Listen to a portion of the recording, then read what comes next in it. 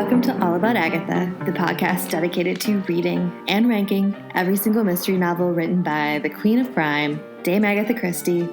I'm Catherine ba-ack. And I'm Kemper Donovan. And this week we are visiting our dear friends Tommy and Tuppence, which I'm always excited about. I don't know about you, Kemper. Love a visit with the Beresfords. They are tackling The Clergyman's Daughter. So tell us a little bit about the publication history of this one, Kemper. All right, well, The Clergyman's Daughter was first published in the Grand magazine, which we have certainly come across before in Agatha Christie publication histories of episodes yore. This one in December 1923 under the title The First Wish, which is interesting. I'm not even exactly sure what that is referring to, but, well, it could be like a Christmas wish. This is actually the first published story within the Partners in Crime collection. Of course, the collection didn't come out until 1929. Most of the stories were published a few years later. And we also... And mostly in the sketch, as we know. And mostly in the sketch, except for, and we actually just did the one that was the latest to be published in a newspaper in that Christmas edition, right? The Unbreakable Alibi in Holly Leaves magazine. So, well, and incidentally, this is also definitively a Christie for Christmas. Yes, it is, because Christmas is referenced here. This is Christmassy. This is a Christmassy story. Yes. Mm-hmm. So this is yet another Christie short story for Christmas here. And within the Partners in Crime collection, it's actually broken up into two chapters. The first is called The Clergyman's Daughter, and the second is The Red House, just in case anyone is confused by that as they are reading along with us in their Partners in Crime book. And I believe also for that reason, when this story was first published in the Grand magazine, it read a little differently because Christie had to do a little bit of snipping away at the edges and refashioning these stories so that they fit together as a volume of short stories. So I imagine we've seen this happen before too. Yeah. And I think she did a pretty good job actually putting these stories together in the collection. They all feel like they fit together relatively well. Certainly better job than the stitching of short stories to make up the big four. I mean, a low bar, my friend. A low bar. All right, let's talk about our victim. Well, there isn't a victim per se, right? There's a damsel in distress.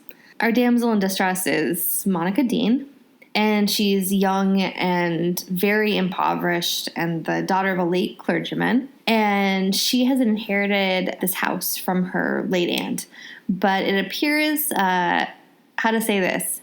It appears to be haunted by a poltergeist. Run to the light, Caroline. Run as fast as you can. So they can't get any lodgers to stay there.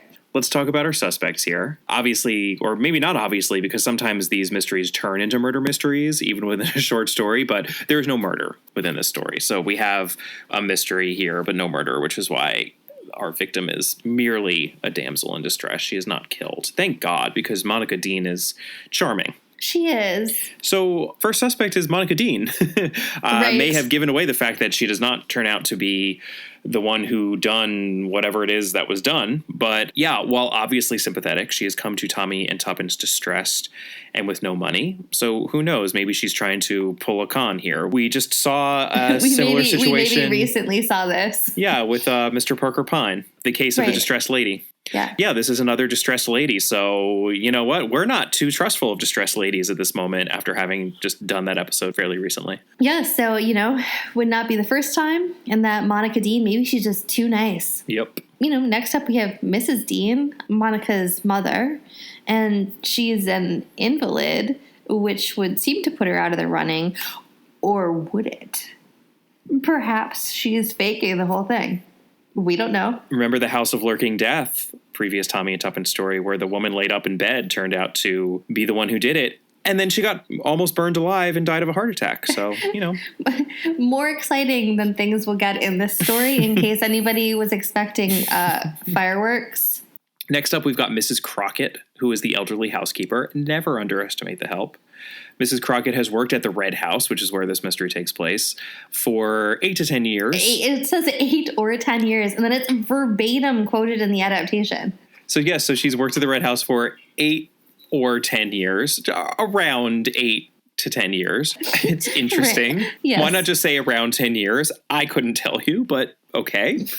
And she is very competent, if not particularly pleasant. And then we have Dr. O'Neill, the head of the Society for Psychical Research, who has offered to buy the house from Monica several times. But he also looks suspiciously like a previous potential buyer. And this, I think, takes us to the world as it appears to be, Kemper. All right, let's talk about this. So Miss Monica Dean, she approaches the Blunt agency in need of help regarding her recent inheritance. You see, she is, as we said, an impoverished daughter of a clergyman, much like Tuppence herself once was. Well, except as we know, Tuppence is not impoverished. But Tuppence was the impoverished daughter of a clergyman at the beginning of The Secret Adversary. Well, she was young and broke. Yeah. Yes. I don't think Tuppence would disagree with that. No, although she does. I will note that she does say later in the story that she says to Tommy, it's a good thing we're quite rich. No, absolutely. I mean, she's happy that they've gotten where they are, but they started off modestly, shall we say, but with lots of spunk, with a lot more spunk than Monica Dean certainly had. But Tuppence is keen on drawing parallels between herself and Monica Dean, who she's quite taken with. So Monica Dean shows up and she tells them an estranged aunt recently passed away, leaving Monica everything. Hooray! But while Monica was under the impression that this aunt was extremely wealthy, there was no money left after a few bequests were paid. All that was left was this large old house, the Red House. Monica and her mother moved in, and they immediately had an offer to buy it, but they're so poor that they decide that they actually want to live there. It seems that, they don't really have another place to live because their situation before this inheritance was so untenable that it just was going nowhere good. Right. They were living in a too expensive flat, basically. Right. And had no income, whereas they could pay nothing for their rent if they moved into the house, and they could take on lodgers, right? Right, exactly. So this is the sort of, they were going to take on paying guests. That is why Monica turns down this offer of purchase. But unfortunately, that is when the hauntings start. Things move in the night. They crash down the stairs. They fly across rooms. If you've seen any of the Poltergeist movies, you will know what we are talking about here. It might very well be a poltergeist intrusion instead of a classic haunting. Poltergeist are usually associated with an individual. Hauntings seem to be connected with an area. A house, usually. Each new set of lodgers is scared off, so Monica Dean is beside herself because their whole plan here is not working out so well. Because they're in desperate need of money, a new buyer has approached Monica, and she's considering the offer. But this Dr. O'Neill, who wants to buy the house, he wants to buy the house to conduct paranormal research on, just a thing that people do. Sure. So Monica, again, is tempted to sell it, but for the fact that she's become convinced that Dr. O'Neill is the same guy as the much younger man who originally tried to buy the house from her. So while O'Neill is middle-aged and gray and bearded, and the previous would-be buyer was young and dark-haired and vibrant, they both have a gold tooth in the exact same place, and they both have ears that are distinctly almost entirely lacking earlobes. Interesting. I believe that is a recessive trait that some people possess. Well, so I suppose it could be father and son, but I mean, Monica is convinced that they're the same person. Yeah, the gold tooth is pretty compelling evidence. Son could have had it as tribute to his father. Okay. Do you know in Home Alone how they always show Joe Pesci's sparkling gold tooth? Having a reunion or something? Oh, no, my husband's brother transferred to Paris last summer, and both of his kids are still going to school here, and I guess he missed the whole family. He's giving us all this trip to Paris for the holiday so we can be together. You're taking a trip to Paris? Yes, we hope to leave tomorrow morning. Excellent. And then the dad finds it at the very end of the movie at the foyer. Mm-hmm. Yes, much like that. Sure, exactly like that. So she asks for Tommy Tuppence's help here to find out what is really going on. Tuppence, by the way, has been, as we mentioned, all about Monica Dean from the get-go. And as the story begins, she predicts, right, that a clergyman's daughter is going to show up. She's just going on and on in general and talking a lot. And this affords Tommy the opportunity to reference a mystery author because, of course, this is a partners in crime story. So there has to be a mystery author of Agatha Christie's day when this was published, who Tommy and Tuppence are imitating or paying homage to in some way. Tommy calls out Tuppence for getting ready to be Roger Sheringham, who is a detective created by Anthony Berkeley Cox, who wrote under several pen names, but I believe was often known as Anthony Berkeley. This is interesting because from what I could deduce in my online researches, Anthony Berkeley and his detective creation, Roger Sheringham, did not actually come into being until the mid-20s, which means that one of the changes Christie must have made to this story between its publication in the Grand Magazine in 1923 and its inclusion in the Partners in Crime collection in 1929 was to add this little bit about Roger Sheringham and Tuppence being called Miss Sheringham. You know, normally she's referred to as Miss Robinson, but Tommy refers to her as Miss Sheringham once Monica Dean gets there. That's really all that ever happens in terms of the allusions to Roger Sheringham, and certainly there are no allusions to Anthony Berkeley himself. So it makes sense to me that that was sort of thrown in at the beginning of this story to just knit it together that much more closely within the collection. So that's why I think this is a particularly glancing reference here. It was pretty clearly added in after the fact. Anthony Berkeley and his detective creation, Roger Sheringham, seem to have mainly fallen out of the public eye. There are some of these books are still in print, but I mean, this is what we have found with a lot of the reference points in this is one of the more obscure references. There's not a whole lot out there about them. There are a couple of, I mean, I was looking at some of these books and they certainly sound super fun. One of these books involves Roger Sheringham, the detective, sitting around with 5 other detectives, and they all try to solve a mystery, and they all solve it 6 different ways, and you don't find out until the very end of the book who is right. That seems to be the most famous of these novels. I believe it's called the Poisoned Chocolates Case. Do you think that the chocolates were filled with dozens and dozens of pills? What they found out in the end is that the chocolates were filled with Advil. Very crunchy. I don't think we need to say that much more about Roger Sheringham and Anthony Berkeley, but there you go. So Tuppence quickly realizes that there is another issue going on here, that there must be some sort of a romance at stake. She can just sniff out something romantic, some sort of romantic intrigue here when Monica's having this interview. So she takes her to lunch and they have a little girl-on-girl chat. So I guess in a weird way, Tuppence might be the one sort of romantic matchmaker-y female detective of Christie's creation. Out of the pair, she certainly is more interested in romance than Tommy is. Sort of, but she's also just interested in like prying information out of Monica too. And as we're going to find out later, there's another reason she's interested. Yes, she's generally nosy. I think she's more nosy than matchmaker-y. Correct. I completely agree. I have to be honest. Tommy and Tuppence both are a little self-absorbed. I don't think that they're particularly that interested in matchmaking. They are smug marrieds. Hey, Bridge. How's your love life? You really ought to hurry up and get sprugged up, you know, old girl. Times are running out. Tick-tock.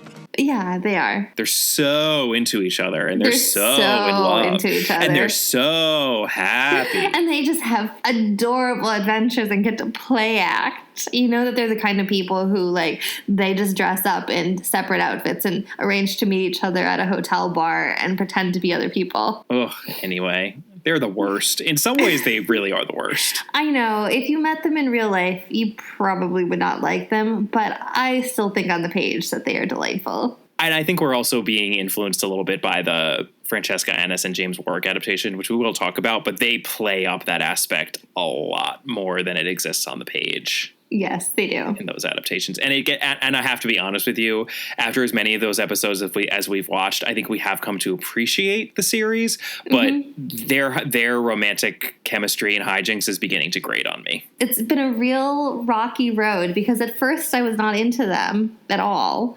And then I got really into them. And now I'm back to... I'm kind of over them. Yeah. Yes. Yeah.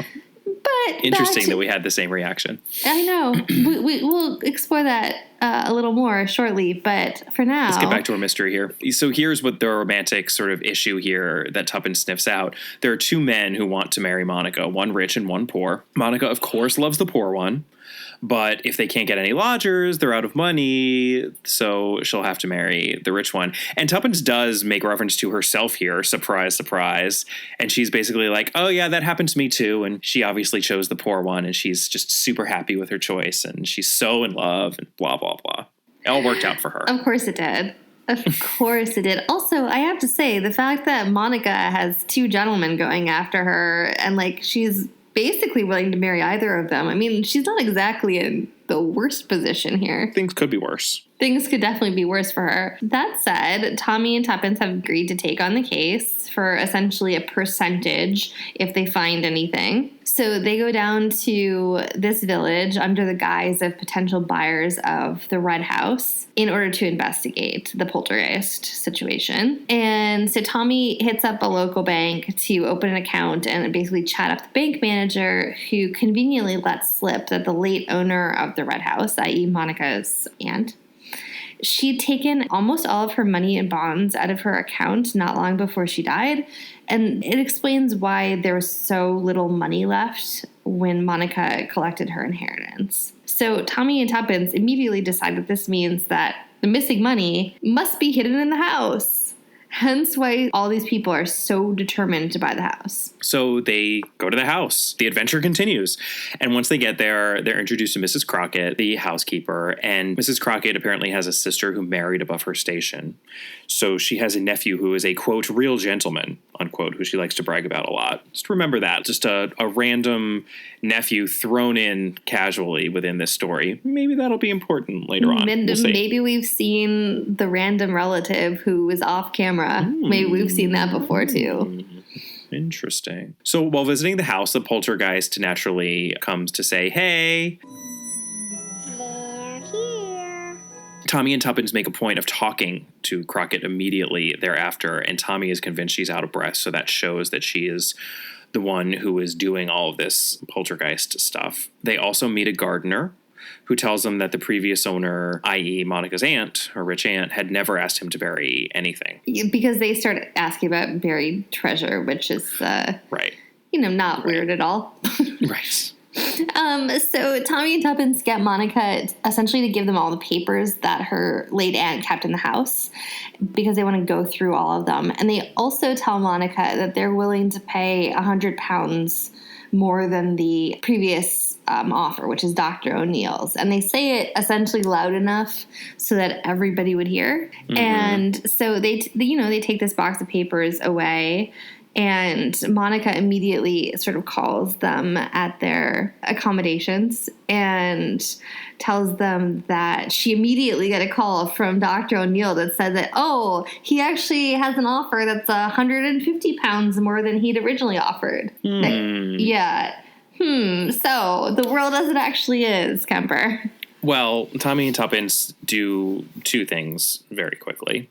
One, they immediately decide that Crockett and her nephew are clearly the poltergeist and the mystery buyer of this house, and that they are searching for these hidden bank withdrawals, that they know that they're somewhere on the property, and they're desperate to get the property in their hot little hands in their possession. And then two, they spend a great deal of time sifting through the box of papers Monica has given them in an attempt to find where that missing money is. Here's my question, and we're never really given an answer to this. Why does Monica's aunt hide her money on her property? I don't know. Because we wouldn't have a story otherwise.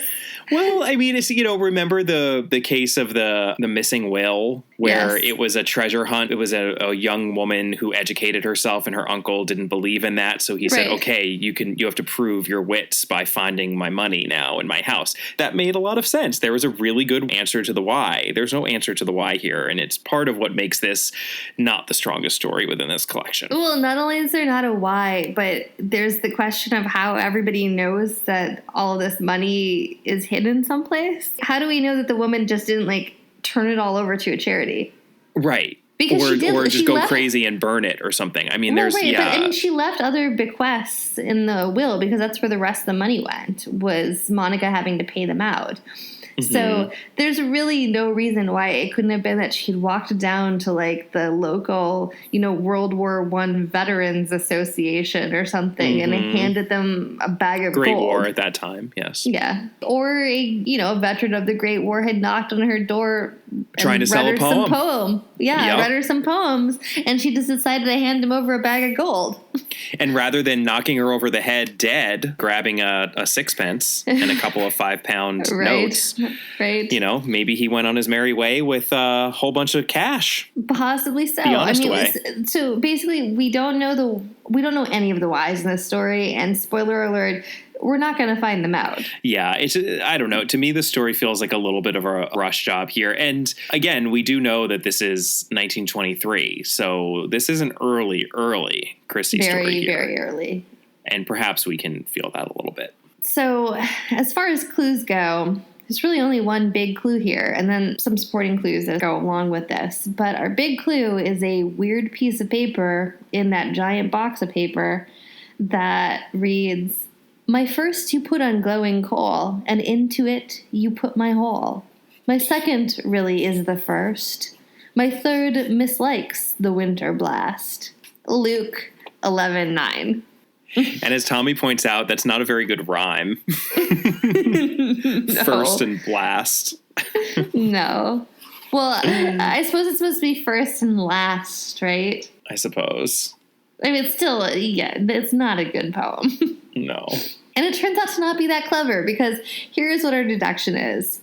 This is all on Tuppence, and I suppose you, our dear listeners, if you like brain teasers, Luke 11:9 is seek and you shall find. So they take that to mean we solve this, we find the treasure. Some real leaps. This is some real Goonies level treasure hunting that's going on here. You guys, this map is old news. Everybody and their grandfather went looking for that when our parents were our age. I mean, haven't you ever heard of that guy? What's his name? The pirate guy, One-Eyed Willie. It is. Yeah, Tuppence takes that to mean that if they solve the cryptogram, they'll find the treasure. So, the cryptogram. What's the solution? Well, my first you put on glowing coal, and into it you put my whole, a pot. Catherine is a bit of a cryptologist. She likes a good crossword. Were you able to figure this one out, Catherine? No. And I will tell you why. It's because I didn't try. So that would be your answer. I have no idea if I would have solved it, because I just read right on through. Before we solve the whole thing, and this was the only sort of thing I found charming about this story, after Tuppence reads this and they're kind of at a loss as to what the solution is, she does mention everybody used to have a collection of these sort of things about 50 years ago. You saved them up for winter evenings round the fire. It reminded me a lot of all of the riddles in Emma. Emma has a whole bunch of these exact sorts of cryptograms in them, and I believe the solution to at least one of them in Emma is courtship.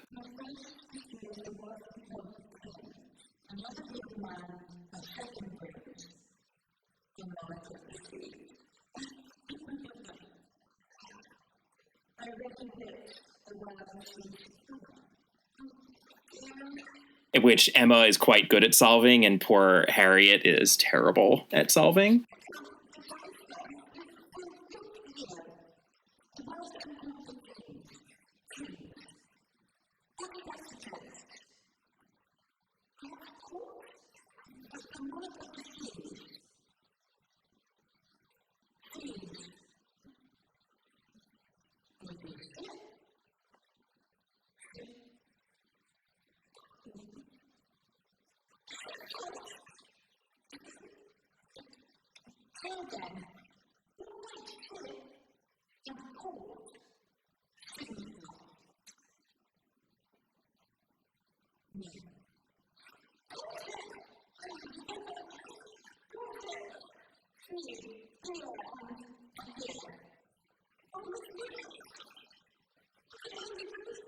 I did appreciate that. I mean, I think that's true, that this was a form of entertainment. Like a parlor game. Yeah, it was a parlor game. And it was very, very old-fashioned, even in 1923. That this is hearkening back to the 19th century here, but 1923 is close enough to the 19th century that the character of the recently departed aunt is Victorian enough that it's believable that she would have made up this riddle. That's charming. It is charming, but you still get stuck. 2 weeks ago, the Sunday New York Times crossword puzzle, the solution was that if you connected enough certain points, it made the shape of a shark because the entire puzzle turned out to be Jaws themed. So I'm not casting aspersions on these. Yeah, so we got the first two lines. My first you put on glowing coal, and into it you put my hole. That's hole with a W, by the way. So pot. That's a pot. Mm-hmm. My second really is the first, A. That would be the letter A. First letter of the alphabet. My third mislikes the winter blast. White hose, of course. Yeah, of course. It could be so many. It could be your nose. It could be anything. The tips of your fingers, anything. Any extremity, I suppose. Indeed. But this little piggy doesn't like frostbite. Pot plus A plus toes. Potatoes! And there was a recipe having to do with potatoes within that mess of papers that Monica's aunt left. That would be clue number 2. The recipe for new potatoes reads, to keep new potatoes, put the new potatoes into tins and bury them in the garden. Even in the middle of winter, they will taste as though freshly dug. And I have to say, that is good advice because one of the few major inconveniences of living in the Mediterranean-ish climate, depending on how much of a drought we're going through at any point in time, but one of the inconveniences of living in Southern California is that potatoes spoil so quickly. It's terrible. It's terrible. I got some in my CSA like a week and a half ago, and they had eyes on them in maybe 3 days. Oh, I have picked out green sprouts from the eyes of potatoes that I have then totally eaten more often than not. It's ridiculous. We pretty much have a day in Southern California to eat a potato after you buy it because you can't put them in the refrigerator because you're not supposed to do that. That's too cold. But then if you leave them out, they spoil. It's really annoying. So quick. Potatoes and bananas. They go bad so quickly that it's astonishing. And onions, too. Potatoes, onions, tomatoes, bananas. These are all fruits and vegetables that just really deeply should not be refrigerated. Everything else I think you can get away with, like you can refrigerate your melons and you kind of have to after they're ripe anyway, and apples and things like that. But those, they're just, makes me pine for the days of living on the East Coast. And Catherine, I don't know if we've mentioned this before, but Catherine hails from far northern reaches of the U.S. Right, Catherine? I do. Born on the lovely shores of Lake Michigan and Chicago, and also definitely grew up in the wintry north of Minnesota. And you can just put those suckers right outside. You could have a little bin for your potatoes and your onions, and you can put them in like your garage. Just whatever. It's very easy to keep them. Well, and they keep, and also you can dig. I think this happens on occasion where people excavate a site and dig down into what was like a root cellar. Mm-hmm. And you can distinctly find very, very, very old root vegetables and potatoes that you can so tell what they are because they have been buried in the cold for so long. So, yeah, it makes perfect sense to me that you would bury your potatoes. And I have to imagine that Agatha Christie did this or saw it being done and thought, ooh, that's a good idea for a buried treasure story. I wish he could have given us a better reason why this treasure was buried, but hey. So the deduction here is that the treasure is, of course, buried along with potatoes. And the gardener didn't mention it because he always buries the potatoes. That's just a normal course of events. And when asked, did you bury anything for your mistress? He's thinking, well, you're asking, did you bury anything out of the ordinary? Not, did you bury anything? So it's a little bit of a logic disconnect there. And I also appreciated that. What happens, Catherine? Tommy and Tuppence go to speak to the gardener at his home the next morning, which happens to be Christmas Eve, because it doesn't seem like the nicest thing for them to be bothering him at home on Christmas Eve. But hey, he tells them that, yeah, of course, he always buried the potatoes, and he buried them against the wall by the fir tree. And then they, thankfully they pay him, so at least he gets something out of it. And then they go get a shovel, and they head over to the Red House. And they open up box number 1, and it's filled with potatoes. And they open up box number 2, and it's filled with potatoes.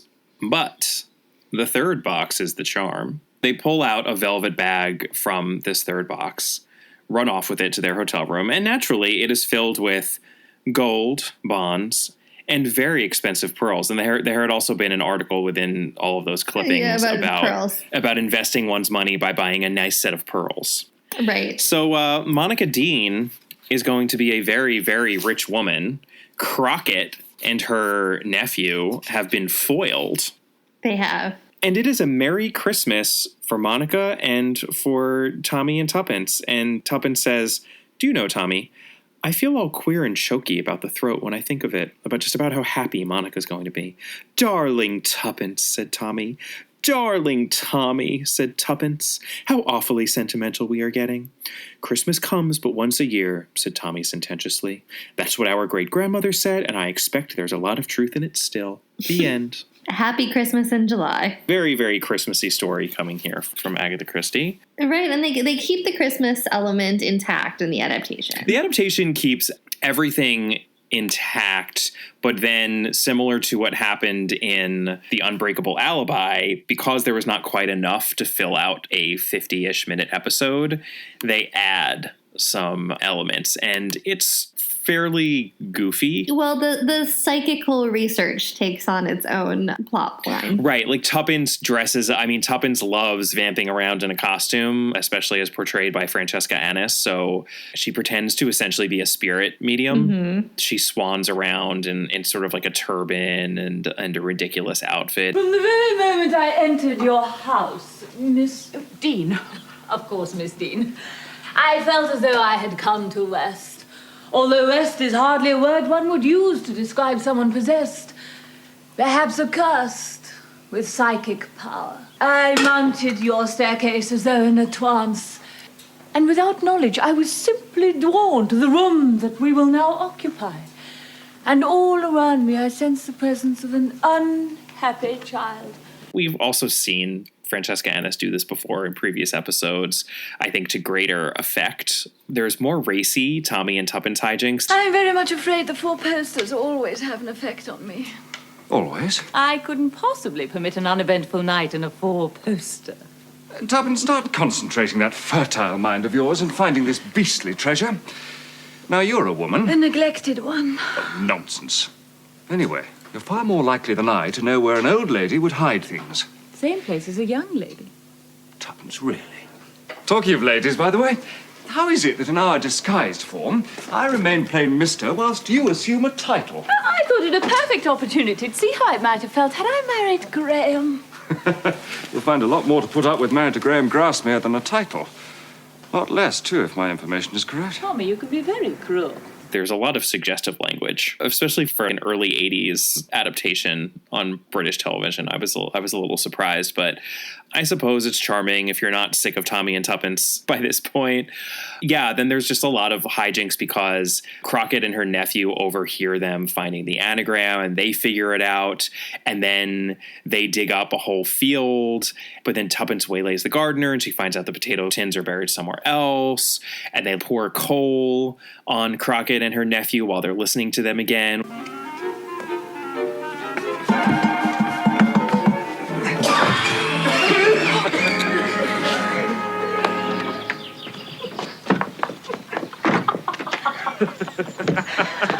Tommy, that was brilliant.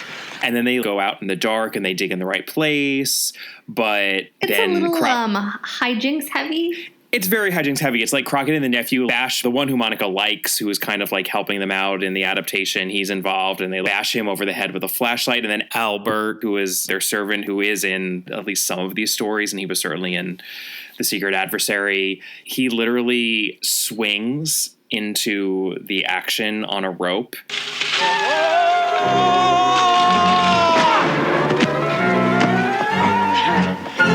Well done, Albert. Tarzan the Ape Man. Douglas Fairbanks in The Black Pirate. He knocks the gun out of the nephew's hand and he foils their plan because they were holding Tommy and Tuppence up at gunpoint saying, "Give me the money."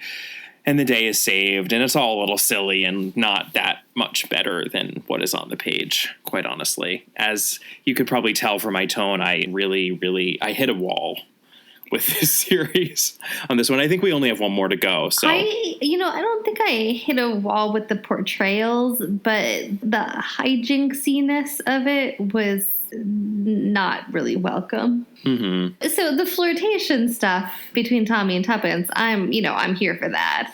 I'm still happy. I'm still okay with them being smug marrieds. Yeah. It's more of the same. I'm still fine with that. It was having to create an action plot. It was like a far worse version of how we've often made fun of how so many Poirots end in a car chase. It's like these Tommy and Tuppences descend into slapstick hijinks. Right. Yeah, and they've done it before. It was just a little extra in this one, I think. Yeah.